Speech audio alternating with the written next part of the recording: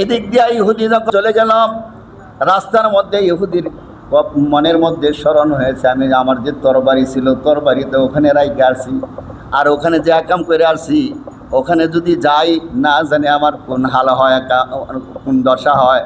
এই জন্য ইহুদি তরোয়ালের মায়াও ছাড়তে পারে না, আবার ওখানে যে প্রস্রাব পায়খানা করছে ডরে যাইতেও পারে না। তারপরেও চিন্তা ফিকির করে তরোয়ালের মহাব্বত ছাড়তে পারে নাই, তাই রাসূল সাল্লাল্লাহু আলাইহি ওয়াসাল্লামের বাসার মধ্যে হুজরা মুবারকের মধ্যে আবার প্রবেশ করলেন। প্রবেশ করে দেখে রাসূল আকরাম সাল্লাল্লাহু আলাইহি ওয়াসাল্লাম স্বয়ং তার প্রস্রাব পায়খানাগুলি রাসূল আকরাম সাল্লাল্লাহু আলাইহি ওয়াসাল্লাম পরিষ্কার করতেছে। আল্লাহর নবী ইহুদিকে দেখার পরে আল্লাহর নবী ইহুদিকে বললেন, ইহুদি, আমি তো রাত্রেবেলায় তুমি আমার বাসার মেহমান ছিলে, মনে হয় তোমার অনেক বেশি কষ্ট হয়েছে।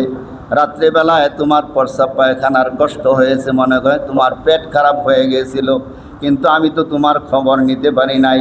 আমার উচিত ছিল রাত্রিবেলায় তোমাকে চিকিৎসা করার জন্য, উচিত ছিল তোমার খোঁজখবর নেওয়ার জন্য। আমার তো এটা ভুল হয়েছে, আমাকে মাফ করে দিও। ইহুদি মনে মনে চিন্তা করে, এটা কোন আজব দুনিয়ার মধ্যে পড়ে গেলাম, এত কষ্ট